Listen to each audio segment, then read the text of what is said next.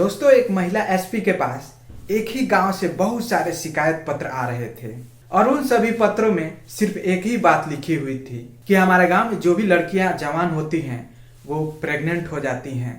ये बात सुनकर जो एसपी मैम थी वो भी हैरान हो जाती हैं, परेशान हो जाती हैं कि आखिर ऐसा कैसे हो सकता है। और एक नहीं बहुत सारे शिकायत पत्र वहां जाते हैं और उसके बाद एसपी मैम उसको पता लगाने की कोशिश करती है और रात को 1 बजे जब उस बारे में पता चलता है तो पूरा गांव और जो भी पुलिस प्रशासन थी वो भी हैरान हो जाती है, परेशान हो जाती है। क्योंकि इससे पहले जो एसपी मैम थी उन लोगों से पूछती हैं कि तुम्हारी बेटी किसी के साथ संबंध बनाती होगी या किसी से अफेयर होगा या कोई उसका बॉयफ्रेंड होगा या किसी से मिलती होगी। बहुत सारी बातें जो एसपी मैम कहती हैं तो जो भी वहाँ व्यक्ति होते हैं वो बताते हैं कि ना हमारी बेटी किसी से मिलती है, ना किसी से बातें करती है, ना ही किसी से दोस्ती है, ना ही हमारी बेटी के घर में कोई आता है और ना ही कोई जाता है। जब इतना बात एसपी मैम सुनती हैं तो हैरान हो जाती हैं कि ये कैसे हो सकता है कि ना ही कोई इनके घर आता है ना जाता है, उसके बाद भी जवान होते ही इस पूरे गांव की लड़कियां जो है प्रेग्नेंट हो जा रही हैं। वो भी 1-2 की अगर बात होती तो पता चलता कि वो झूठ बोल रही हैं, लेकिन गांव की हर लड़की जवान होते ही प्रेग्नेंट हो जाती थी। दोस्तों, इस बात को सुनकर के एसपी मैम हैरान हो जाती हैं और पता लगाने की कोशिश करती हैं। तो दोस्तों, आगे कहानी में जानेंगे, तो वीडियो में आगे बढ़ने से पहले बस एक ही रिक्वेस्ट, चैनल पे नया है तो चैनल को सब्सक्राइब कर लीजिए ताकि हमारा हौसला बढ़ता रहे। दोस्तों, ये सच्ची घटना मध्य प्रदेश के एक छोटे से गांव का है जिस गांव का नाम हरदासपुर है। हरदासपुर गांव की जो भी लड़कियां जवान होती थी वो प्रेग्नेंट हो जाती थी।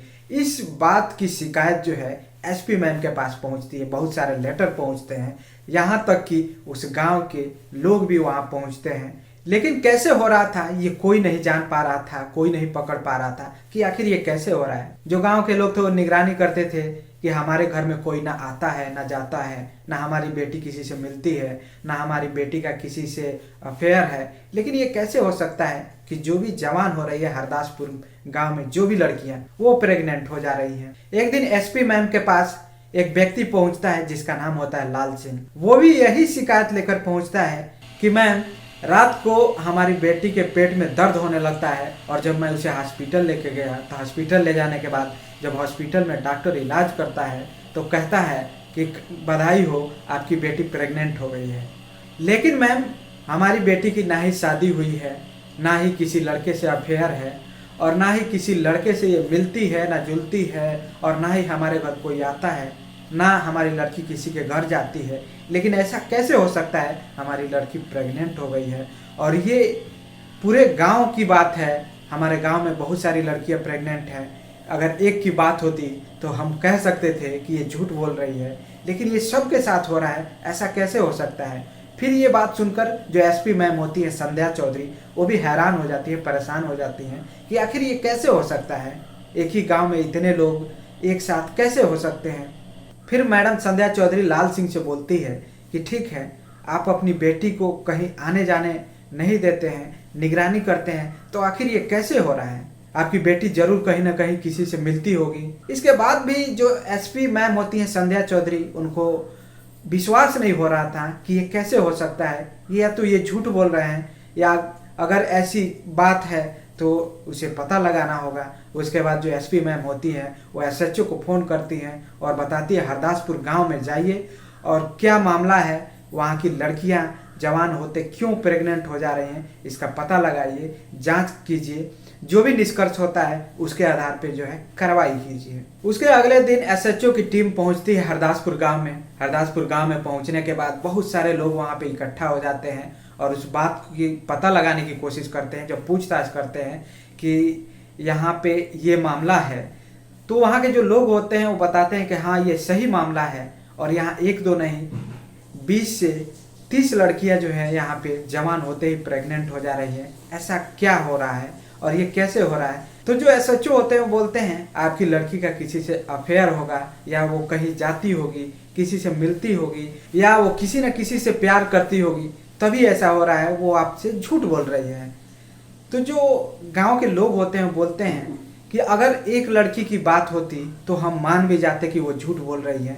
यहाँ 20 से 25 लड़कियां एक साथ झूठ कैसे बोल सकती हैं। तो जो एसएचओ साहब होते हैं इस बात को सुनते हैं। उसके बाद वो सोचने लगते हैं कि आखिर ये कैसे हो सकता है कि एक गांव में एक साथ ये कैसे, कुछ समझ में नहीं आ रहा है। उसके बाद और आगे पता लगाने की कोशिश करते हैं इस गांव में कोई आता जाता तो नहीं है। तो वहाँ के लोग कहते हैं कि हम लोग निगरानी भी करते हैं कि इस गांव में कोई आ तो नहीं रहा है, इस गांव से कोई जा तो नहीं रहा है, कोई लड़की बाहर तो नहीं जा रही है। लेकिन ऐसा कुछ नहीं है। हम लोगों ने सारा जो है जांच पड़ताल देख रेख किया है, हमारी बेटी कहीं नहीं जाती है, घर पे रहती है, 24 घंटे हम लोग उसकी निगरानी करते हैं। उसके बाद भी हमारी बेटियों के साथ ऐसा हो रहा है। उसके बाद जो एसएचओ होते हैं उनके समझ से बाहर हो जाता है कि ये क्या कह रहे हैं लोग, ये तो बिल्कुल ही अलग मैटर है। फिर जो एसएचओ पहुंचते हैं एसपी मैम संध्या चौधरी के पास और उस पूरी कहानी को वहाँ पे बताते हैं कि हम जब गांव में गए थे, जब वहाँ के लोगों से पूछताछ किए तो फिर यही बात निकल के आ रही है। लेकिन ये समझ में नहीं आ रहा है कि ये कैसे हो सकता है कि एक गांव में इतने सारी लड़कियां एक साथ कैसे प्रेग्नेंट हो सकती हैं। इस बात को पता लगाने के लिए जब हम लोग वहाँ पहुँचे तो बस एक ही बात सामने आ रहा है कि इस गांव में ना ही कोई आता है और ना ही कोई जाता है, ना ही किसी लड़की का किसी लड़के से अफेयर है, ना ही किसी से कोई दोस्ती है, ना कोई लड़का इनके घर में आता है। उसके बाद भी ये सामने आ रहा है। उसके बाद जो एसपी मैम होती हैं संध्या चौधरी, वो सोचने लगती हैं कि ये कैसे हो सकता है। उसके बाद एसपी संध्या चौधरी एक प्लान बनाती हैं। उस प्लान के तहत वो उस गांव में अपना वेश बदल कर पहुँच जाती हैं। और जब उस गांव में पहुंचती हैं एक भिखारी का वेश बदल कर, तो जब उस गांव में पहुंचती हैं तो इधर उधर घूमती हैं क्योंकि दिन का समय होता है। और जैसे ही शाम होता है तो वो एक घर पे पहुंचती हैं। जब उस घर का दरवाजा खटखटाती हैं तो एक व्यक्ति वहां से निकल कर आता है। तो वो देखती है ये तो वही व्यक्ति है जो शिकायत लेकर हमारे पास आया था। उसका नाम होता है लाल सिंह। तो लाल सिंह से कहती है देखिए अभी शाम हो चुकी है, यानी कि रात हो चुकी है, अब हम कहीं जा नहीं सकते। अगर आप हमें एक रात रहने के लिए अगर यहाँ पे जगह दें तो मैं यहाँ रात बिता के सुबह चली जाऊंगी। तो जो लाल सिंह होते हैं वो बोलते हैं कि ठीक है, कोई बात नहीं, आप तो लड़की हो, आप हमारी बेटी जैसी हो, आपको तो मैं जगह दे सकती हूँ। अगर कोई लड़का होता तो इस समय मैं कोई उसकी हेल्प नहीं करता। तो जो एसपी मैम होती हैं संध्या चौधरी, वो कहती हैं जी मैं आपकी बेटी के समान हूँ और एक रात की बात है, अगर रात नहीं होती तो कोई बात ना होती, एक रात का बात है और मैं यहाँ रात बिताकर सुबह को मैं यहाँ से चली जाऊँगी। उसके बाद जो लाल सिंह होते हैं अपने घर में शरण देते हैं। उसके बाद एसपी मैम वहाँ जाती हैं और जाने के बाद वहाँ अपना सामान रखती हैं। और इधर लाल सिंह, उनकी 2 बेटी होती हैं, दोनों बेटी को अपने घर अंदर लेकर चले जाते हैं और सोने के लिए चले जाते हैं वो लोग। उसके बाद जब रात के 1 बजे का टाइम था, एसपी संध्या चौधरी उस घर से बाहर निकलती हैं। बाहर निकलने के बाद चारों तरफ देखने लगती है, गांव का चक्कर लगाने लगती हैं कि कोई व्यक्ति इस गांव में आ तो नहीं रहा है, या कोई व्यक्ति इस गांव से बाहर तो नहीं जा रहा है, कोई लड़की बाहर तो नहीं जा रही है। ये पता लगाने के लिए एसपी जो संध्या चौधरी थी वो पूरे गांव का चक्कर लगाने लगती हैं। जब उस गांव का चक्कर लगाती हैं तो उस गांव के किनारे एक झाड़ी दिखाई देता है, बहुत बड़ा झाड़ी। उसके पीछे एक बिल्डिंग दिखाई देती है जो टूटा फूटा खंडहर था। उसके बाद वहां रुककर वो देखने लगती है तो उधर से देखती है कि 2 व्यक्ति शराब के नशे में धुत होकर वो शराब पीते नशे में इसी गांव के तरफ अंदर चले आ रहे हैं। उसके बाद जो एसपी मैम होती हैं संध्या चौधरी कहीं छुप जाती हैं, छुप करके ये देखने लगती हैं कि ये लोग जा कहाँ रहे हैं इस गांव के अंदर। उसके बाद जब एसपी मैम संध्या चौधरी वहाँ छिप जाती हैं तो ये दोनों शराबी जो होते हैं दोनों एक घर में घुसते हैं। एक दरवाज़ा खोलता है, दरवाज़ा खोलने के बाद अंदर घुस जाते हैं। घुसने के बाद वो अंदर जैसे ही जाते हैं तो एसपी मैम जो होती हैं संध्या चौधरी वो उस दरवाजे पर जाकर खड़ा हो जाती हैं और खड़ा होने के बाद उन दोनों चोरों का आने का इंतज़ार करती हैं। और जैसे ही वो घर के अंदर से बाहर गेट पे आते हैं तो एसपी मैम संध्या चौधरी अपना बंदूक निकालती हैं और दोनों के ऊपर तान देती हैं कि देखो अब तुम यहाँ से भागने की कोशिश मत करना, अगर तुम लोगों ने भागने की कोशिश की तो मैं तुम लोगों को यहीं गोली मार दूंगी। तो जो दोनों चोर होते हैं वो देखते हैं ये तो भिखारन है, तो उसको डराने के लिए वो भी बोलते हैं कि देखो तुम रास्ते से हट जाओ, नहीं तो हमारे पास भी बंदूक है, हम भी गोली मार देंगे। जब ये बात एसपी मैम संध्या चौधरी सुनती हैं कि ये दोनों मानने वाले नहीं हैं, उसके बाद एसपी मैम उसके पैर पे एक गोली मारती है साइड पे। उसके बाद वो घायल हो जाता है। और घायल होने के बाद वहाँ के लोग इकट्ठा हो जाते हैं, उस गांव के लोग इकट्ठा हो जाते हैं। उसके बाद जो एसपी मैम जो होती हैं संध्या चौधरी, वो बोलती हैं इन दोनों को पकड़ लो, नहीं तो ये गांव से बाहर भाग जाएंगे तो पकड़ना मुश्किल होगा। उसके बाद गांव के लोग उन दोनों को पकड़ लेते हैं।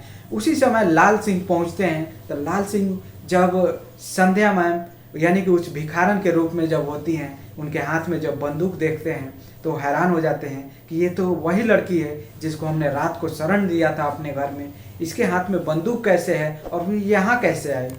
उसके बाद वहाँ पे जो एसपी मैम होती है संध्या चौधरी, वो बताने लगती हैं कि देखिए कि यही लोग हैं आपके घर में घुसते थे।